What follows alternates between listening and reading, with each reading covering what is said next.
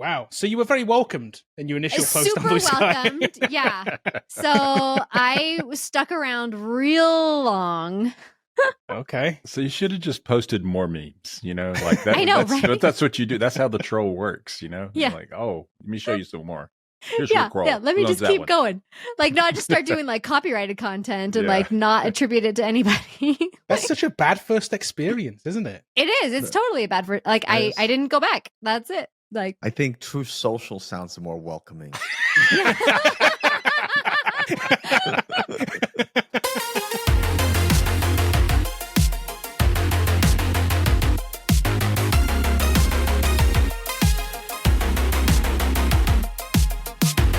Welcome to the Not Null Podcast. I'm just an AI voice. But here are your real hosts, Kevin Doyle, Bobby Davis, Paul Bratzlavsky, and Sarah Kimmel. Hey everyone, welcome to this week's episode of the Not Null Podcast, the tech podcast where we talk about everything from AR to VR and robots to flying cars. I'm Kevin Doyle, and this week I am joined by Paul Bratzlavsky, Sarah Kimmel, and Bobby Davis. Coming up in this week's episode, Bluesky is finally open to everybody. There is a new sports streaming app that is coming soon. And deepfake face swap attacks are up a surprising 704%. And then we'll wrap up with our null, not null recommendation section where we recommend that you avoid a product or service. Okay, before we jump into today's stories, one thing for you guys. Apple Vision Pro was released at the end of last week. Okay. Have you guys seen some of the dumb stuff that people have done with this headset? What's the dumbest thing you've seen? I've seen videos of people out in public going like they're Tony Stark. Yes. Yes. There's somebody made this amazing post of things. This one. Did you see this one? I think that's the one that I saw. No. Did you see this one with the driving? No. You saw the public one is coming up, but this one with the driving. Okay. Look, watch this video real quick. It's insane. This guy's driving down the road in his Tesla here on his Apple Vision Pro. So I just saw a story earlier today. The government is now looking at putting a law into place that says that you cannot wear a VR headset while driving. Like, talk about the most common sense law you've ever heard of. It's got Like, passed through. Sure, it has passed through. I mean, I don't know if the Vision Pro is anything like the Quest 3. The Quest 3 has passed through too, right? It sometimes does weird things. It lags sometimes. It doesn't always work. It can just cut off. And if it just cuts off, you're driving blind. The battery dies. You're done. Yeah. There's a million ways this could go bad. It makes me think of like the shampoo bottles where it's like, do not ingest. You're like, okay, somebody ingested in order for them to put that on the label.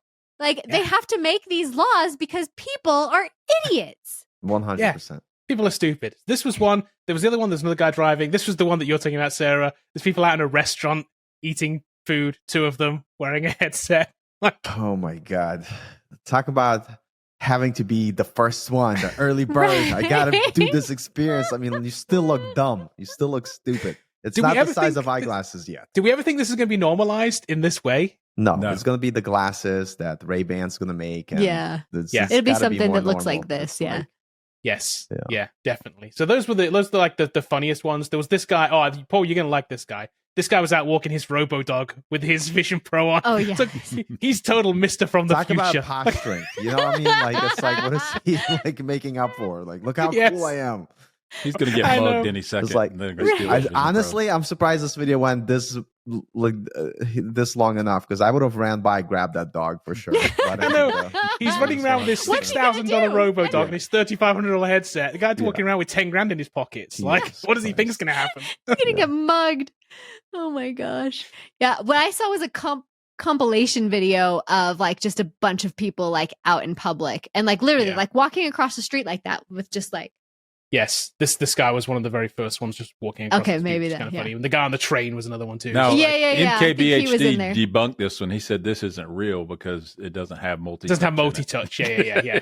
This is true. He thinks he's typing on a keyboard, look, but he's not. He has the headset on though, look. You can see it's a real headset and you can see the screens on. Yeah. So it is real in that sense. But yeah, you can't multi-touch on it. There's no multi-touch keyboard on it. So walking around doing these gestures, like, I just don't see it getting normalized ever. I think in New York it's pretty normal. There's a lot of people that are walking around and making gestures. This is true. There's a lot of weird things happening in the open novel. Like you're right where you need to be. I remember I was on the subway once listening to this guy talking about his conversation about his like stocks and everything, realizing that he had no phone whatsoever. Had me fooled though. I could have totally believed that he was, That's all. Stocks, bonds, sports. He's like, exactly. buy, sell. And then he just puts his hand down. yeah, exactly. Let's jump into our first story. Bluesky is finally open to everybody. So after being in private beta for the past year, Bluesky, which is the decentralized, open source, Jack Dorsey funded Twitter competitor, is now open to everybody. And later this month, devs are going to be allowed to host their own servers as well, using this AT protocol, this thing that it's built on, which is a rival to ActivityPub, which is what Mastodon's built on. This is all part of like the Fediverse, right? This open like universe of social media that they're working on. These servers that are going to come out, the interesting part about these servers that are going to come out is they're going to allow for different content moderation rules, which is great. You can have if you want to set your own content moderation rules on your server, you can, which is going to be interesting, right? So you can have a server where you're like, oh, I like their content moderation rules. I'm going to use this server. Or you want the one that's a free-for-all, you can go for the free-for-all. It allows us to be somewhere where, a different place than Twitter, right? Where it's like, it's dictated upon you. You can kind of create your own version of this, which I think is interesting. I think that's going to be an interesting take for this. So that's coming apparently later this month after they've opened up to everybody. So this had 3 million signups in the past year when it was in private beta. So it reached 3 million. They say they have an active users of 1.6 million users monthly. So it's not the biggest version of this by a long shot. It's still very, very, very small. But will it grow? I don't know. But Bobby, we got invites to this. I got an invite probably 6 months ago or so, and I shared with you guys. And I know you created a Bluesky account, but I looked at it today, and it is very much empty. Yeah. I haven't been on it at all since I got invited in, so I haven't used it at all. Okay. Has anybody else used it at all? I think I posted one thing, okay, and then I got kind of like ripped apart for posting it, and so then I like left. Wow, really? What did you post? I just posted a meme, like it was like a meme of the day, and they're like, "You don't own that," and I'm like, or like because I didn't attribute it to like the creator of the meme. And I'm like, nobody knows who the creator of this meme is. It's like all over the place. It's just a dusty PC. Like, wow. So you were very welcomed in your initial post on Bluesky. Super welcomed. Yeah. So I was stuck around real long. Okay. So you should have just posted more memes, like that. I know, right? That's what you do. That's how the troll works, Yeah. You're like, oh, let me show you some more. Here's yeah. Let me just keep going. Like, not just start doing like copyrighted content and like not attribute it to anybody. That's such a bad first experience, isn't it? It is. It's totally a bad first. Like, I didn't go back. That's it. Like, I think True Social sounds more welcoming. So, I mean, seriously. And not having an account there, I can only imagine what that welcoming would be like. I mean, yeah, depends on which side of the equation you're on. That's all that matters. True. Bluesky's not that's a true. good start with that. That's nuts. So where do we see this going? Is it like, I'm thinking this is probably like, it's a year past, it's 6 months past at least. Whenever Threads was launched, it's like that took the thunder from Bluesky when it came out. It really did. Sure. Overnight, it killed it. Yeah. I just don't see this being another place unless they do something else that's different, because a lot of the stuff that this is promising in terms of like Fediverse stuff and this like open protocol and stuff, Meta's also saying they're going to bring to Threads. So they're saying you can also move your account from Threads at some point. They're working on that, and they've stuck to that promise so far. They still say they're working on it. So it's something I say that's going to come. So I don't see the benefit of this over that at this point. Here's my take on it.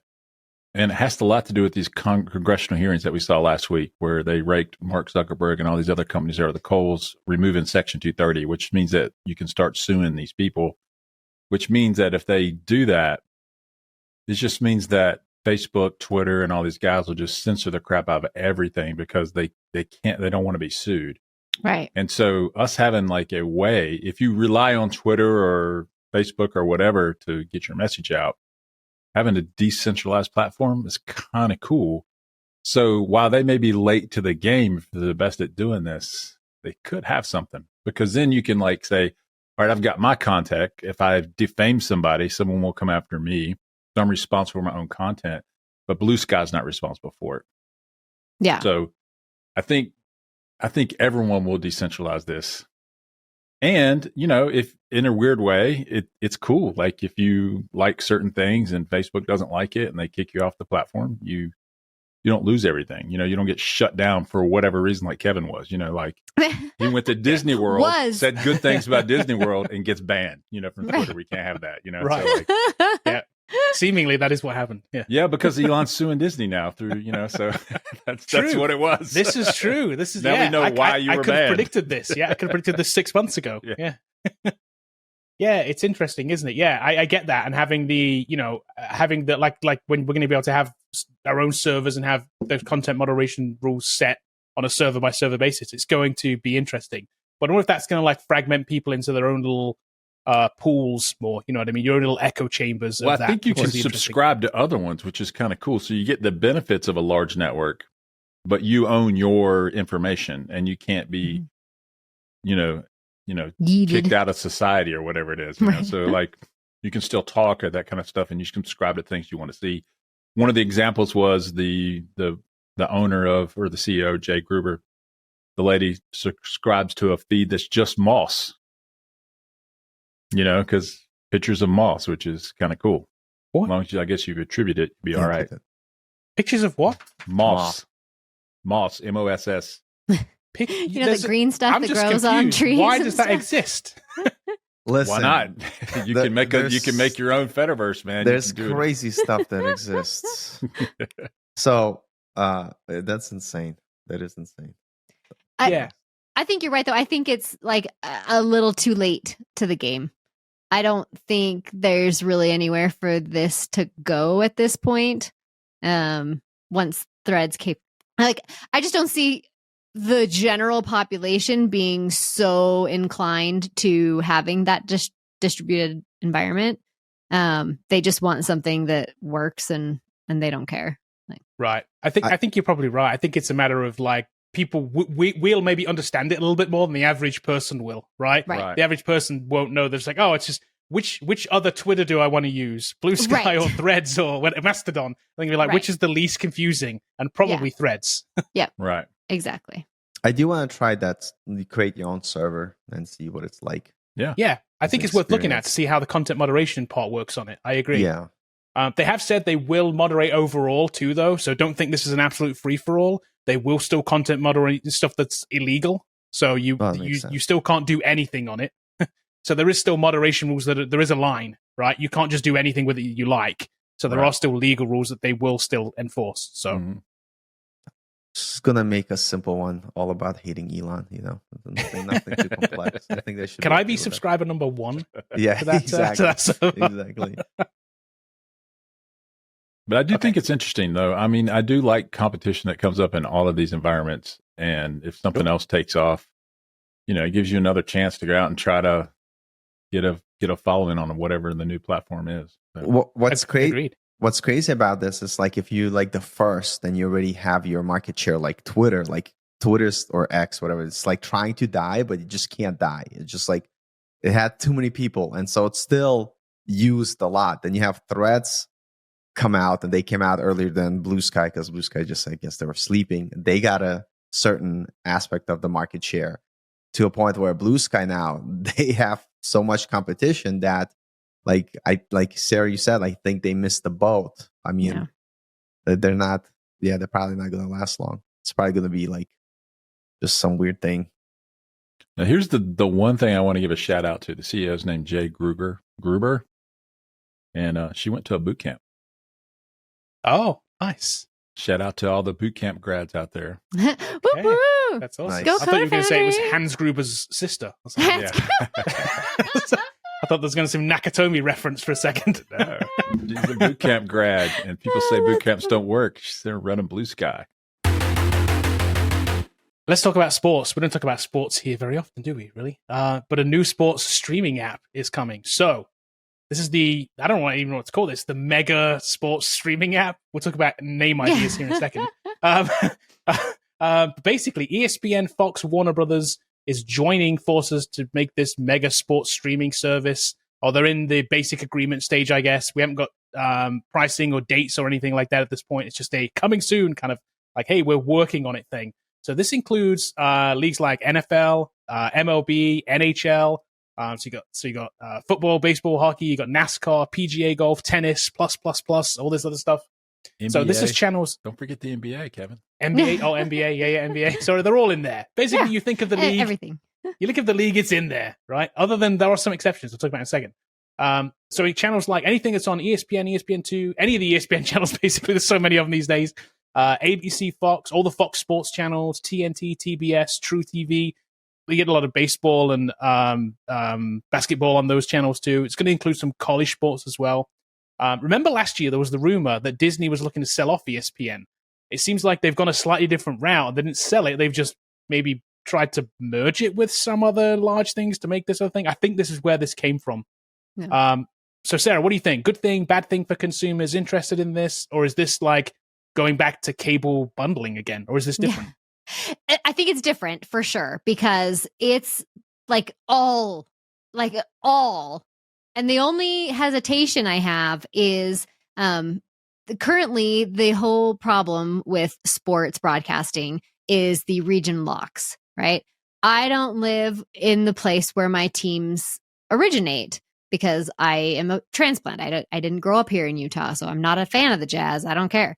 And I would like to watch non-region locked stuff. So if they can solve that problem in addition to all of this, I think it would be like the streaming platform for sports because everything would be here. The one thing that I noticed is missing, and this is a huge one for me, is NBC with the Olympics.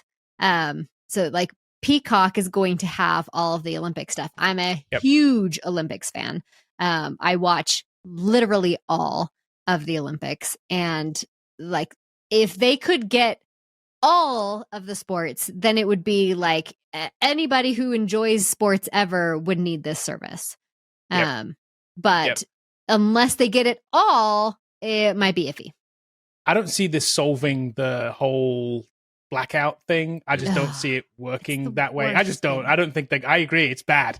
So anybody that doesn't know, that isn't from the US, because you don't deal with this in any other country other than the US, if you're not in the region that your team is on, you don't get access to that game. Or sometimes if you are in the region, but they didn't sell all the tickets in the stadium, you also don't get access to that game. That's right. If they don't sell out the games, you don't get to watch it on TV because they didn't sell out the game. That's a crazy, crazy rule. It's just nuts that that's the case. Yeah, imagine I also being a Panthers fan. They never win. Right. Exactly. It's always never on TV. On television. The other thing is, too, there are some sports that aren't in here. So you're right, NBC stuff is not going to be in here. Yeah. So for me, that's all the Premier League stuff. Peacock has it all. Oh, sure. So any Premier League stuff is still on Peacock. It's not included in this bundle. Also, other MLS, too. So the US Football League is not, because Apple has it. They have the season pass. So that's not included in this either. So there are certain things. For me, the only one that I watch is Formula One. That's on ESPN. So hopefully that doesn't change, but it means that I will, if this is an extra add-on, I will have to get it.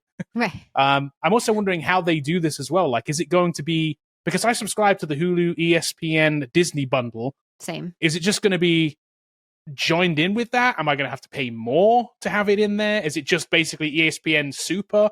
And what do you think about the name? What do you think it's going to be? Do you think this is just ESPN, or do you think this is going to be called something brand new? It's not going to be called ESPN because I think like Fox Sports and everything would revolt if it's called ESPN. So it's going to have to be something like Sports X or something like that, Sports Plus. That's probably what it's going to be. Sports Plus. Because everything is plus, right? So I think what you're saying is true. Like if I have an ESPN subscription, I think that should still be valid. Like, and because if I don't care about Fox Sports, then I don't really need that. Oh, you think that will just be ESPN standalone and it won't just be? Oh, yeah, I don't think so either. Yeah. I hope I agree. I would like it to be, but I don't think it will be. This is a new channel you got to go buy or bundle with your current subscription. Right. So I just feel like what we were talking about with cable, and my husband literally just asked me this like yesterday. He's like, so are we just back to cable now? Yep. Like, have we gotten there? And I'm like, oh yeah, for sure. Because like the dream was I want to pay like $1 a month for each channel that I want, right? That was the dream of streaming. But now every channel is like $8 to like $16 a month, and like it's bundled with all this other crap that you don't want still. So it's still like hundreds of shows that you never watch. But like what my problem with the whole blackout thing is, if I have a Fox subscription or whatever, like the main one I was thinking about is the CBS one. If I have like a Paramount Plus subscription, right? And the football game is on CBS, I should be able to watch that game no matter where I live. Right. Because like the streaming, like you're streaming it. You don't like, it doesn't matter where I'm at. Yeah. And so that drives me insane. You can watch it. You just have to buy a Sunday ticket to watch it. Well, right. Or a VPN. Like, it's ridiculous. Right. I'm advocating things that are legal. You know, I'm not saying that you should. I bought Sunday Ticket this year because I didn't want to deal with the VPN stuff. But here's the problem with even Sunday Ticket, right? Which is its own standalone thing in itself, and I guess will not be part of this. That'll always be a standalone thing. It's too premium to be part of this. That's for sure. But even Bobby was saying there was a game this year that was on Peacock. Like, and you had to have Peacock to watch that game. You couldn't. You don't even get all the NFL games. It was on that playoff game. It was a playoff game. Yeah. It's crazy. Chiefs Dolphins. It was crazy. Yeah. Yeah, it's super insane. So, I mean, I like it-ish. Like, if I like sports, this would be a great package to have. But, like, it's kind of like the HBO thing. Like, it's a new name every single month. Like, oh, what is it this time? Okay, now it's Max, and now it's, like, HBO Max, and now it's this. Like, and it keeps adding different, like, channels into it and, like, evolving. And I'm like, at some point, are you just gonna like be done? Like, well, at some point, it's just cable. Full circle. Full circle. It's like, all they need to do is add the movies and the other individual channels to this, and then there we go. TV. Cable. Yeah, Direct TV. That's the new name. It's DirecTV Sports. Direct Sports. That's what it's going Direct Sports Plus.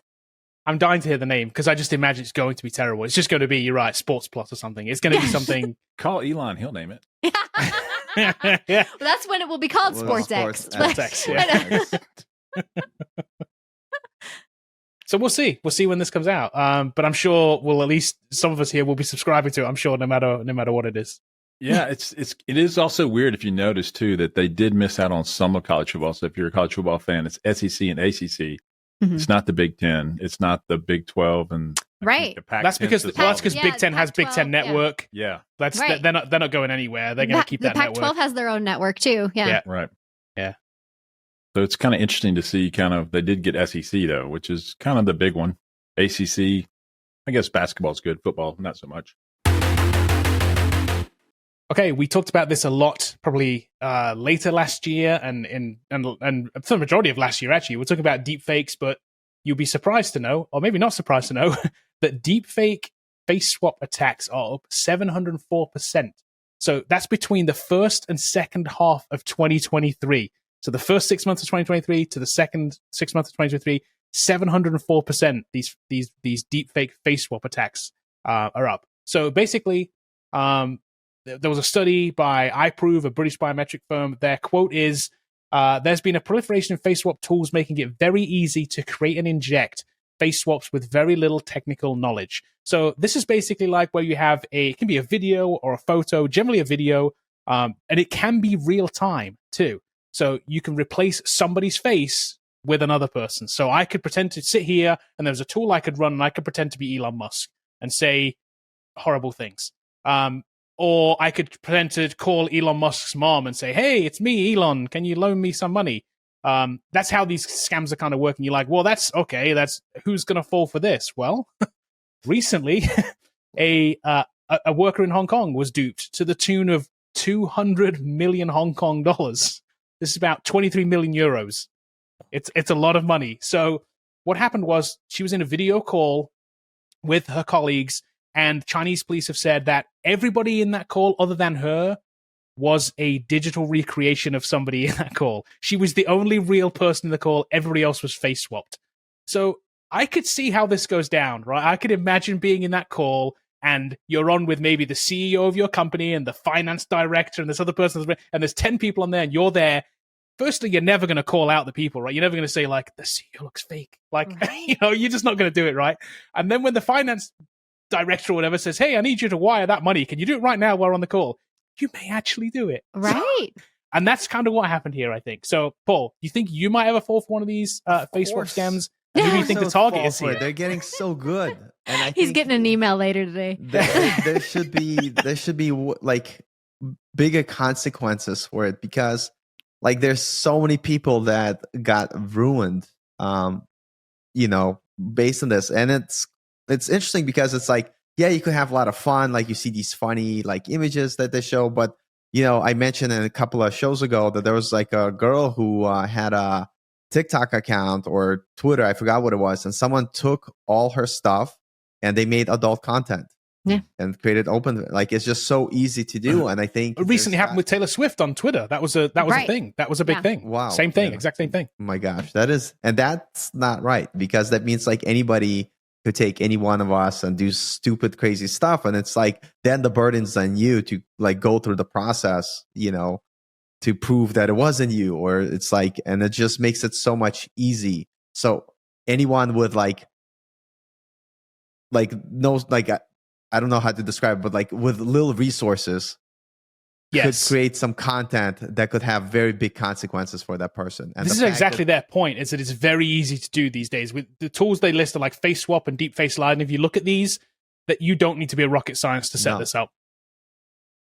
No, you don't. And that's insane to me, just because, oh man, it's going to get worse 100%. And as the video keeps like getting better and better, and it's not just image swaps, like it's going to be ridiculous. Yeah, the one I've seen in in the YouTube creator space is like a video about like this change or whatever that like, and you need to click here to accept this change, and like basically you're handing over, like it's a phishing attack basically. But there's a video of a legitimate like Google representative like talking about it. So it's so much easier to like fall for this scam when you're like, oh, well, that's the legit guy talking about like that I need to click this link. Yep. Yeah, I mean, I think we've seen kind of a few versions of this. Remember last year we talked about the story where there was the fake phone call, right? With the, hey, I'm being held hostage, you need to pay this ransom money. And they had to go through it. They didn't end up paying it, but it was like this, that was just a voice. Now imagine if you get a FaceTime call and it's the person, and it now looks like your grandchild and they sound like them, like, hey, I need you to send me some money. There's going to be a lot of people that are going to be duped by this. It's too easy to do, and it's going to be old people are going to be a giant target for this. Sure, they just are. Absolutely, it's going to be grandparents and people who just maybe don't have the best eyesight even. You just like because you're blurry, but you kind of look like my granddaughter. Well, you good enough, right? I mean, good enough. If you really start looking, and we know kind of what we're looking for, you can see some of these, and it's like, oh, something's a bit weird there. But if you don't know, and it's like it's in passing, you're gonna fall for these. They're good enough right now to fool people. Clearly, 704% up on these attacks. They're not doing this for fun. They're just fishing out there for these. They're doing a massive spread. And trust me, if 1 in 50 works, which is what it probably is, then to the tune of 23 million euros in this case, they're going to keep doing it.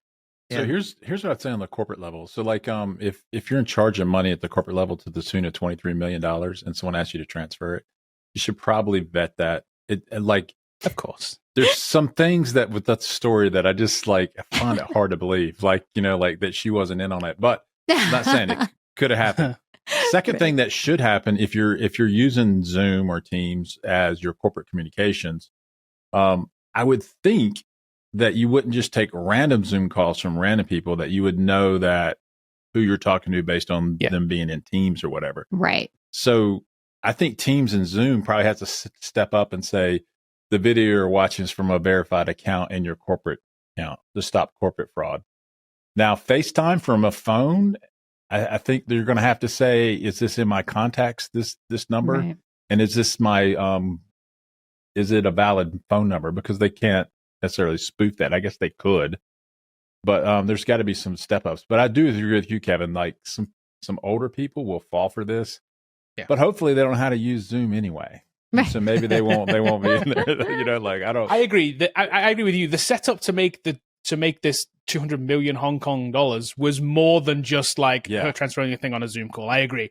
Because they had to get her into the Zoom call and convince her that they were the real people. And how do you do that? So there was phishing involved in this at the beginning. To a different account that's not the corporate account. Yeah, like but if you get as far as the point where you're on the call, let's say that you're a lower level employee and you're on the call, but you have enough weight to do this, but you're on a call and the CEO is there and he says do it. I just think there's half the people are going to do it. I really do. I genuinely believe people will just be like, CEO's asking me, of course I'm going to do it. He owns the company, whatever. Like he runs of course I'm going to do it right now. Yes, sir. Like, and I'm going to tap the buttons and I'm going to do it. I think 50% of people are going to do it. I do. I think, and I think the better it gets, the more people are going to fall for it. And so, sticking to my, tinfoil hat and this idea of giving up even more of our freedom, I think because of this tech, it's going to be impossible to tell what's real or not unless there's some sort of like biometrics involved where there's literally part of you encoded in that image where people could actually easily use it as evidence in the court of law to be like, clearly this is not you. And until that's in place, it's going to be like someone's word against their word, which unfortunately, when you play the game, my word against your word, it's like, sometimes people that are not guilty, don't win out, which is unfortunate. And two, man, in most corporations in America, if you're transferring $23 million, it's usually two people to make that. It should be call. At least. Right. There's like a fail safe. Yeah. And so you call your other person, the controller, and they're like, hey, Bobby said transfer 23 million. And it's like, what? When did he tell you that? What's it for? But I'm guessing this is why it for a boat. But this is why they hit the jackpot on this, though, right? Because it's the same kind of thing. This is why just this one case wasn't that way. It's the same way that like there was the people who are asking you to buy the gift cards or whatever, right? That was a scam, right? Where they're like, go to the store and buy me these Google cards, and it's like I gotta buy a certain amount of the CEO is calling me and he needs me to buy these Google Play cards or whatever, right? And it's like it's a similar kind of scam. While 99% of people aren't going to fall for that, there's 1% that will. And they're buying the cards and sending them across because they think the CEO is asking them to send gift cards to customers or something crazy. Right. This is just a more advanced version of that. And it's going to fool a larger version of people, where if 1 in 100 might fall for the gift card thing, it might be 2 in 100 or maybe 5 in 100, or maybe we get to 50% of people fall for this because they're so good. And it's like, you can't get a phone call from somebody and trust it's the actual person on the other end of the phone anymore. Right. If you're a controller at a company, you should verify everything, especially significant things. I think so. It's going to be so hard though. Yeah. Like, because I don't think the technology is going to stop, and I don't want it to stop because, I don't want to use it for nefarious things. But I was like the other day watching the old Star Trek, and it would have been awesome if you had a software that would just, modernize it automatically. So imagine you could take an old show, pass it through it, and all of a sudden you have this modern like episode. By the way, like I was going to say, Star Trek, I was starting watching Next Generation again. I mean, like that show was ahead of its time in terms of like the things they cover, or like any Star Trek. I realized like all the social issues, all the stuff they covered in Star Trek at some point. There is no like this whole thing like let's all be woke. Star Trek was like had all that stuff back. It's the predictor of the future. Exactly. Everybody's human beings. Everybody needs rights. We all fight for it. It's just like this is not a new thing. People just need to watch more Star Trek. the old good stuff. Old good stuff. And I've seen this used in several years. I think I was in Disney where it's a Pixar film, Finding Dory or whatever. And you could walk up to this giant aquarium and this turtle would swim around and they would use this Deepfake type. This is like 5, 6 or 10 years ago where the turtle could talk to the kids and stuff. It was kind of cool. So it's actually, they still have it. Cool. Like, chat with Crush or whatever. But yeah, it's cool. Right. But that's just an animated character on the screen. But imagine that same technology now could actually be a real person. You could be talking to, you can have Spider-Man up there or something, or certainly a character like Spider-Man that's like dressed up. But you could have an actual, like, you could have Thor right there. You could talk to like Hemsworth if you wanted to, because it's that good. I think you could have a character behind the screen playing that with a fake voice that could actually even sound like him. And there you go. You're talking to him. It could, imagine the parts on like Disney where, you know, you go to the rides and like you're in line and you have the little video bots that play on the Star Wars stuff, especially. You have like Rey's there. And you've got like, and she's talking to you. But imagine if that was like live action. You could really have that where it's really a video of her stood there, but they can like point out people in line and like say stuff and answer questions like that. And it's really, that would be amazing. There's good uses of this technology for sure. And it's going to get there, but we've got to go through all this crap to get there. They might even bring Darth Vader into the Star Wars park, which I felt like was a big miss when I went there. Like, where's Vader? Like, come on now. Oh man, like I was talking to my friend, he's into music, but it applies across any creators. Like once all those companies able to just create music with AI or create movies with AI based on the likeness of an actor that at some point worked for them, and if they have the rights for it, they're just gonna do it because it's gonna be, you know, easier and cheaper, because like AI doesn't have to sleep or rest, it doesn't have an attitude or whatever. And so I'm kind of like curious, like, you know, how far it's going to go. And I think like actors and actresses, it's going to be like, you know, like a dying breed of back in the day. Well, they may get paid to do motion cap. I mean, they may, you know, they may get paid for their likenesses. You know, imagine the big ones right now are storing it to making sure they have rights to their own likenesses. Right. And I think the actors that actually, and actresses that are thinking that way, when they read the fine print in the contracts and they're able to catch it, to be like, oh, no, I control my likeness, not you. But I'm sure there's probably some contracts where it's like, oh, you did this part. There's this little line says that we could use your likeness indefinitely in any of our future projects. Right. So I wouldn't be surprised. The agents are looking out for them because they get paid every time the actress does. So. Right. Yeah. I mean, and we've talked about this before, but we're going to need some sort of like watermark or metadata or something that says like this is legit or this is AI. Yeah, I think Zoom and Teams could show that this is a legitimate corporate account sign in. Yeah, and they'd have to get in the accounts and find the password for the, you know, the corporate CEO's account or whatever on Zoom or Teams. Yeah. I just wonder if that's the best way to solve this, though, in terms of like, it is one way to solve that one issue. Yeah, but I'm talking about like, there's this bigger issue because you can push this video to anywhere, right? It creates basically a webcam and you can push it to anything. So is it the tool's fault or is it a point of creation we need to fix it? Yeah. Yeah, well, I mean, I don't know if you can fix, because anyone can like take this software and make a nefarious copy that doesn't watermark. That's the thing. That's why I think that's a good solution, you know? And you want to use it for real reasons that you don't want a watermark on it. The last thing you want is your Thor guy standing up there with a giant watermark across his face. No. That looks so awesome. I don't know what you're talking about. I think in the future, it's like all digital content. It's like just assume it's fake unless it has like biometric like markers. Like for instance, if I have to call Kevin, it'll be like, please prick your finger and drop blood. No, it's exactly, please validate. Yeah, you have passed your DNA test. You may call. Yeah. And then it's like, nope, Kevin didn't pass. Phone not connected. Like, Paul, I've got no more blood. I've made 10 phone calls today. What's going on? It's they're spitting into things. Okay. I have seen stuff like that. I mean, that's not a bad idea. I mean, like you could happen. Use breath or something like that as a breathalyzer or something like that. Well, I mean, don't forget, we have... we're moving to passwordless right now, right? With biometrics. So we have the fingerprints on the Macs and we have the scans on the phones for our faces. Like we need to, you know, using that to also authenticate who you are. I could see coming. I could see like having a FaceTime call and it being like, you need to validate that this is you on the call. Not just your number, but it's also you through the biometrics of your phone that says, okay, this is that person. Here's a question I have about the phone entry via face. Has anybody ever woke up and then tried to use that thing and it doesn't work just as you're waking up? It's like our face is that bad in the morning because every time in the morning I want to look at my phone. Yeah, exactly. I was like, what is it doing? What is it doing? I knew it was fine, but I was like, because I call BS. I'm like, what the hell is it? Like, you know, it's not smart enough. It could tell me wearing glasses, but it can't tell me like when I just woke up and my face is still bloated because I probably didn't sleep enough. I'm gonna go. Oh. I'm a boomer. I'm still ignorant in my 4 digits, so I don't use that stuff. So no, I'm definitely on the face. Full biometrics as much for me as possible. Right. Like, same. I don't know if face is safe though, because then you could like as your partner's sleeping, you could just put the phone to their face to open it up. I've warned parents about that all the time.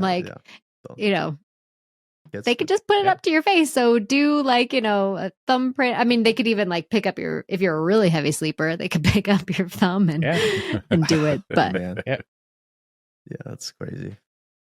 And sometimes, with the face biometrics, this is the other thing I warn parents about is sometimes like your kid looks enough like you that they can open the phone themselves. Like, to like it's not change an the exact controls. 1-for-1 science, is it? If you look enough like the person, it can work.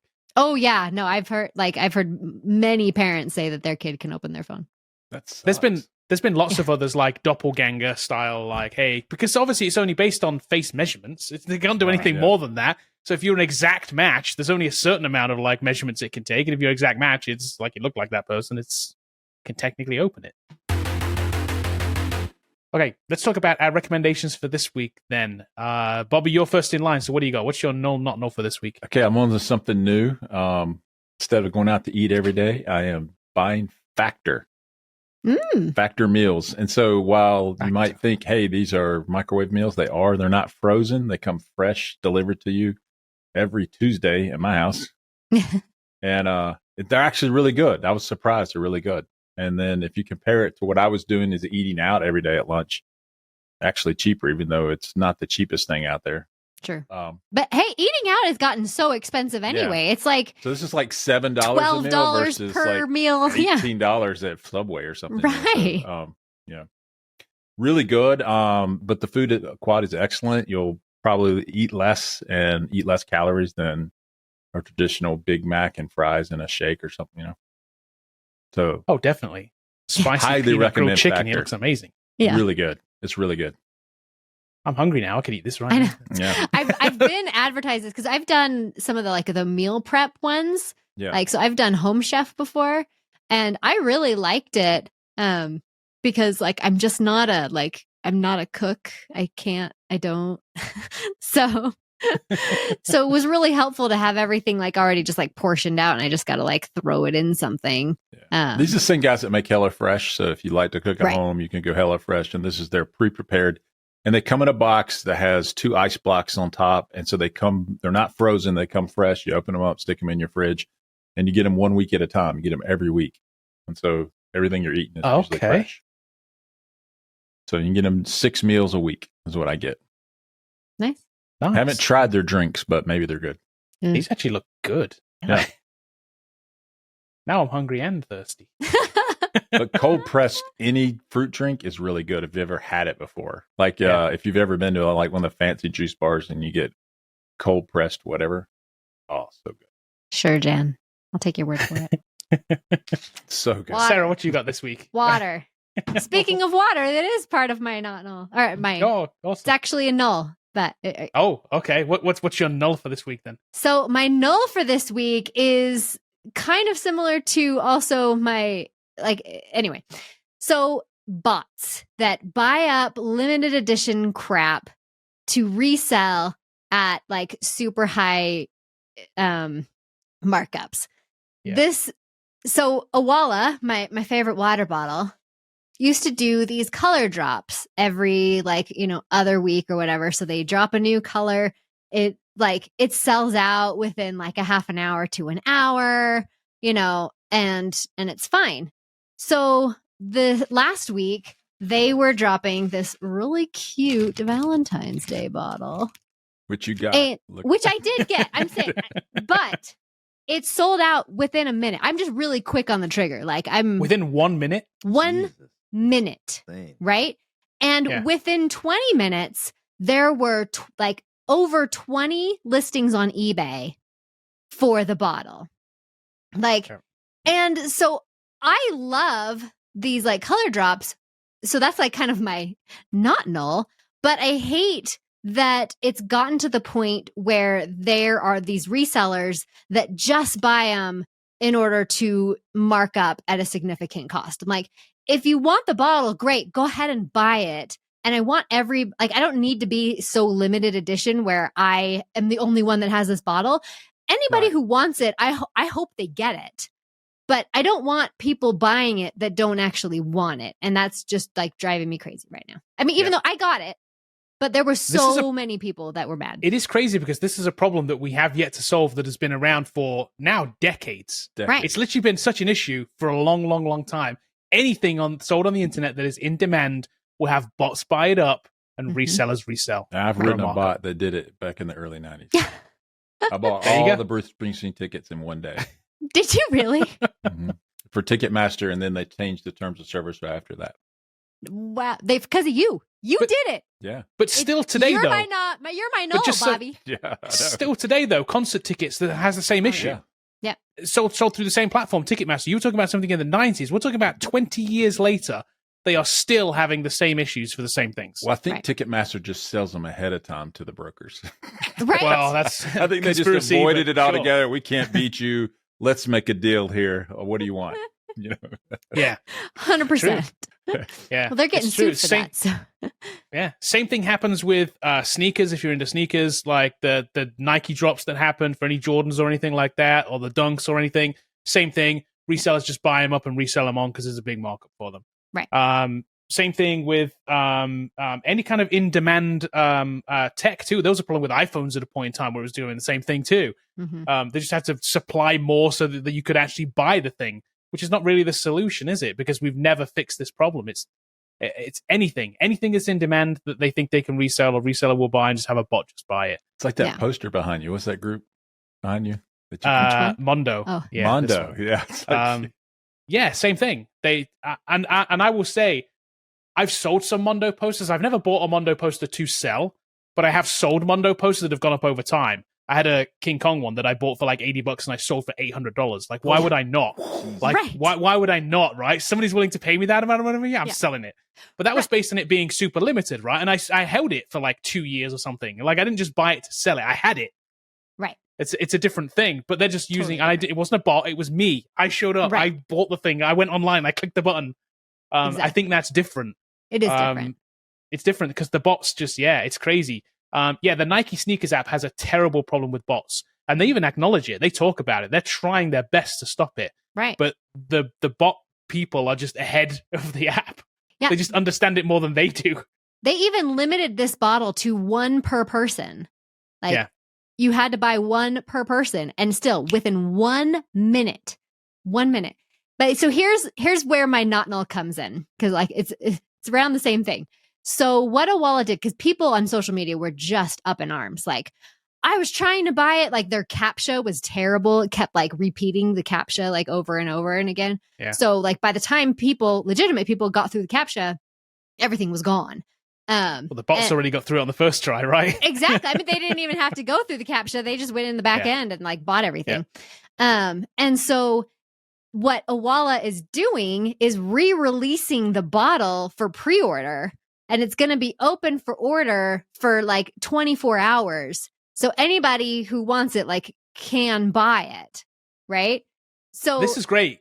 I love this because it leaves all the scammers with stock that they can't mark up anymore. Exactly. So this is where my not null comes in. Like, they just like nerfed the scammers immediately. Like, because within 2 days is when they announced that they're going to re-release it for pre-order. It's going to be open for this amount of time. They're going to the length of time to receive the bottle is going to like 12 weeks or so. But but everybody who wants one is going to get one, and just nerfed the scammers like immediately. And I'm like, that's pretty. That's just pretty. That is.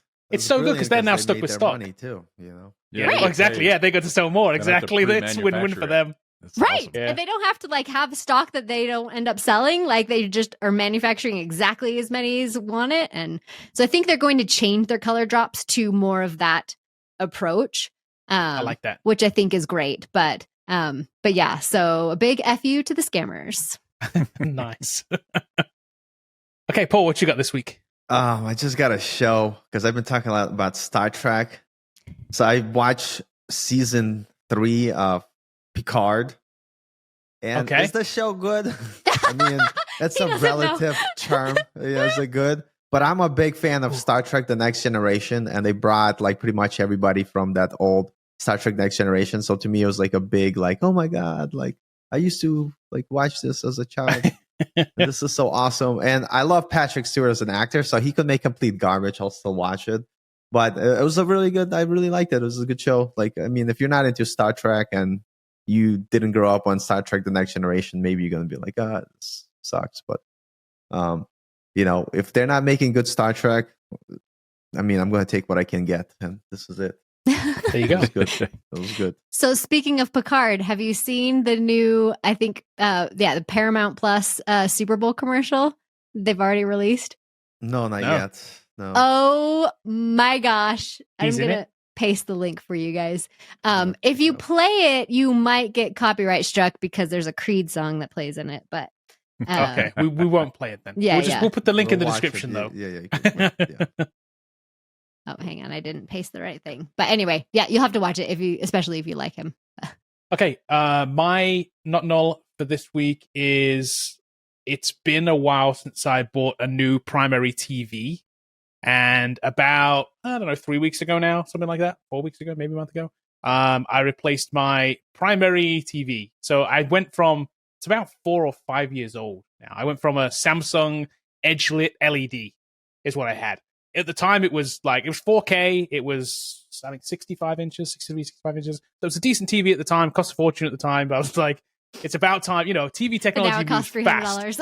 Exactly. TV technology moves fast, right? You're right, because like a $300 TV is like just as good as it now. Right. You know, like, man, TVs move fast.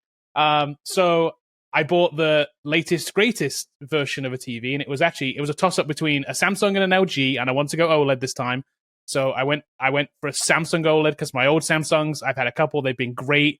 The reviews were like, give and take, doesn't matter which one you get. Like, they both have pros, they both have cons. So I went with the Samsung S95C, and it is awesome. It's like a whole new TV experience when you're going from, you don't realize how old 4 or 5 year old technology in a TV is until you get a brand new TV and you're like, it's like getting 4K again, right? Over like, I was getting HD again over SD, right? It has that same feeling to it. It really is such a big jump. And it's this crazy, crazy thin panel that sits like literally on the wall. You can't even put my finger behind it. It's like, I got the panel like right on the wall. They're crazy thin these days because they take a lot of the technology out in their thing, and they have this box that sits like in a cupboard below. Mm-hmm. So I have it all channeled in the wall and everything. It looks great. That's nice. But yeah, I highly recommend. There was this, or this is the LG version of it, if you will, like same kind of size, exactly the same price. That's what I have. I have the LG model. Okay, yeah, they're basically interchangeable. Technology's come such a long way. Except in the LG OLED has a bump on the back. It puts it all in the case. So the Samsung's kind of cool in that regard. The Samsung's just very, very, very thin. Yeah, they don't show you the back on this one, do they? Yeah. It's because it has a bump on the back. Don't look. I was like, don't look here. Don't look what's back there. You don't need to know. And Samsung's like, yeah, look, it's tiny. Look how thin it is. Right. But yeah, it's crazy good. And again, OLED technology's come a long way too. From the beginning, where it was like OLED was like you had to be in a super dark theater style room, and you had burn-in issues and those kind of things. That's all like they fixed all that stuff these days. Yeah. If you want the best picture, OLED's the way to go. You can get a much bigger micro LED TV, right? So size-wise, if you want to go to 100 inches, you've got to get a micro LED at this point. These go to 77 inches are the sweet spot on kind of both of them. The biggest size on the Samsung one they do is 77. The LG does a 83, but apparently the panel isn't the same. It doesn't have the same technology in it that the 77 has. There's a technological limit for the size of an OLED panel right now. I don't know what the technology part is, but they've made this 83, but apparently it's like a faux OLED panel of some kind. It's not quite as good as the 77 picture quality wise. So 77 is a sweet spot. But that's a giant TV. Going from a 60-something to a 70-something is a big difference. It doesn't seem like it's a lot. It's a big difference. It's a giant picture on the wall, and it looks awesome. I love it. It's so good. It's so good. I'm 100% behind it. Yeah, exactly. Yeah. I was like, explaining to my wife why we need a bigger TV this time. She's like, 65 is big enough. That's not. It's not. It needs to be bigger. It's got to be bigger. This room's big. It's got to be a bigger TV. Always bigger, right? Always bigger. Always go bigger. But yeah, definitely highly recommend. Having used it for about a month or so now. Yeah, really good stuff. Okay, well, that's it for this week's episode of the Not Null Podcast. A couple of things I can ask you to do. Please let a friend know about the podcast, or an enemy, as Sarah would say. Anybody, yeah, go ahead. Anybody know. Just yell it from somewhere and tell them to go listen to this podcast. And you can leave a rating and a review somewhere. That would be great too. Apple's a good place to do that. I know a lot of people, most of our listeners, actually, I think more than half of our listeners are on Apple Podcasts. So you can leave us a little rating and a review there. A rating would be great. Leave us a review is even better. But either one of those things would be awesome, or letting somebody know about the podcast would also help us out a lot. If you want to send us an email, you can. Where can they send that to, Sarah? The Not Null Podcast at AOL.com. That's right. The Not Null Podcast at AOL.com. We're boomers. That should be our t-shirt. Yeah. Maybe that's an upcoming t-shirt. Yeah. We'll catch everybody next week.